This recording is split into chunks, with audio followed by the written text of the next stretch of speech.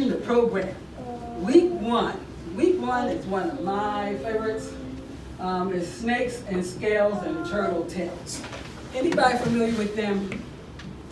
They're an organization that rescues snakes and turtles and crocodiles, and because what people often do sometimes is they'll buy this little teeny cute little thing that's whirled round up like that, and they think that little teeny beautiful little snake that happens to be what's the two that we bring in?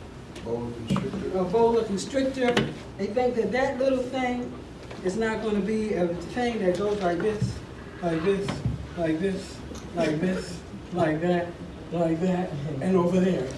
And then people don't want to keep it, don't know what to do with it. And incorrectly, people release it. And release it in the wild, which is, we don't have a wild, right? In your neighborhood, if you see one of those, that's not in the wild. And they come out and they get it. They come out and rescue it. And because it's not legal to have those as pets in New Jersey, but people do. And then they have them. But what they bring them to us for is, one of the things that they use them for is they show that snakes and crocodiles and alligators and lizards, that they are animals that we fear, but they are not offensive animals. They don't attack. You have to approach them, and then they defend themselves, and that's when they attack.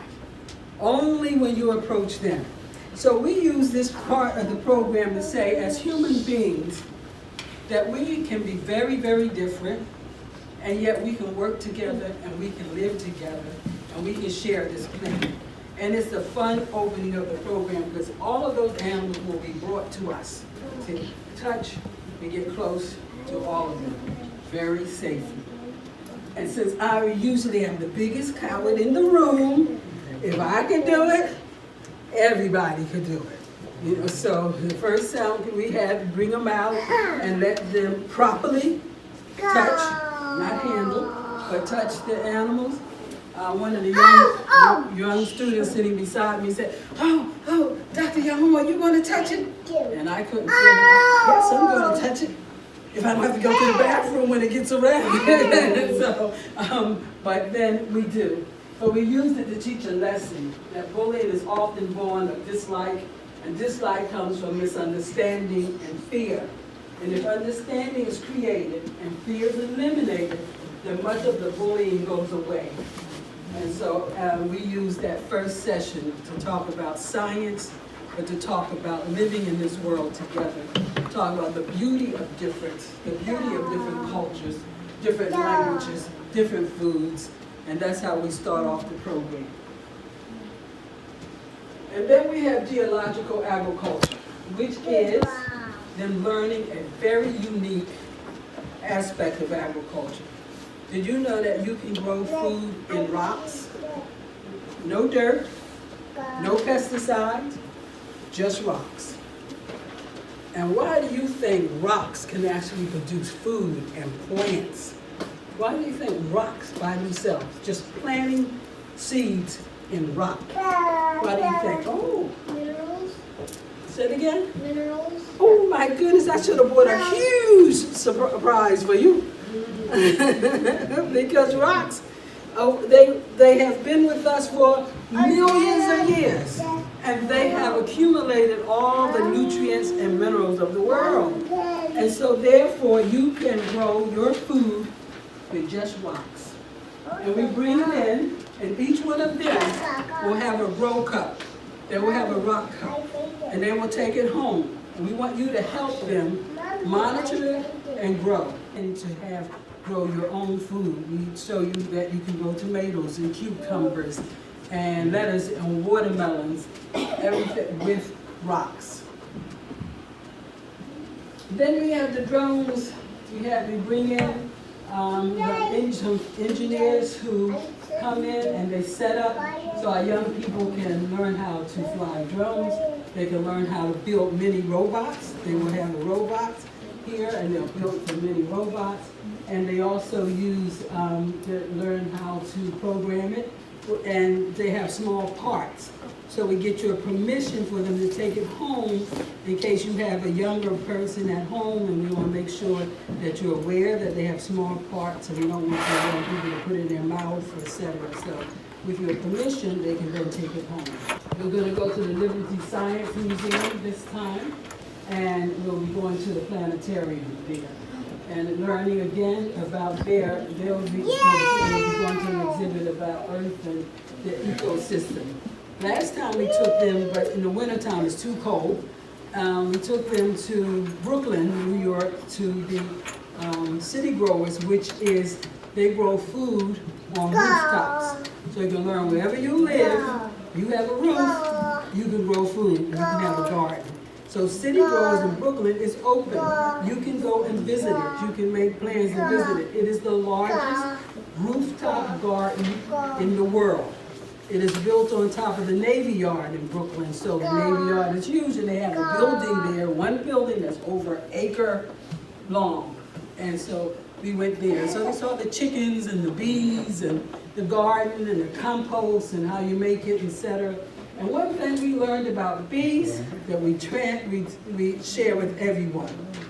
Animals are, again, they're defensive. They're not offensive, which means they don't attack. They only defend themselves, right? So when you see a bee come near you, do not start, oh, it's a bee, because that bee will think you are what? Attacking.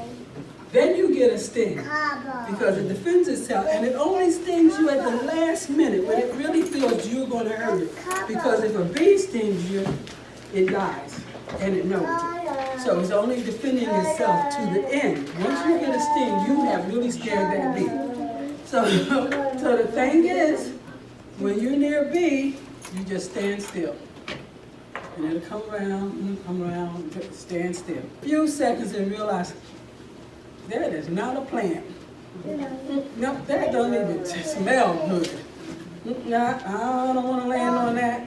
No, don't want to, because bees don't want to eat humans. They want plants, they want flowers, they want something to suckle.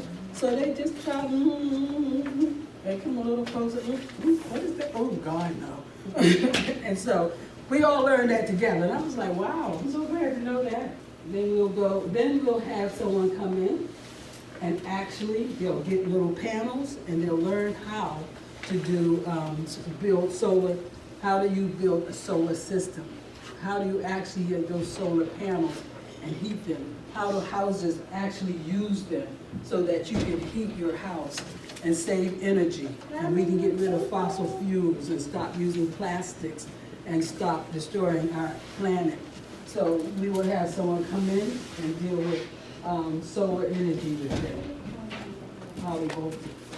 Then ESG, the company I told you about, on our last day, they will take the students on a tour to the roof so they can actually see how the solar panels have been put on their school. So at school number 27, they're installing solar panels. And that's where we'll be with this program. So they'll have an opportunity to go up, put on their little hard hats for safety, etc., and go up and see the installation. You are invited to come that day, and you are invited to go up with them to see the installing of solar panels and how it works and what it means for your school. Because each of the schools are going to be changed to have these solar panels. And we say, how can you do it for your home? How can you install them on your home? So that's the closing ceremony. We give all of them their certificates and their little prizes and awards, and we thank them and you for letting your children, your young people, come out on a Saturday and be a part of a Saturday Enrichment program. That's so important. February 2nd, 9th, 23rd, so there's a break between the 9th and the 23rd, and then March 2nd. And if it snows on any one of those days, then we have makeup days that we'll do at the end for the 9th and the 16th. We finish the program at about 11, and then from 11 to 11:30, we will provide lunch for them.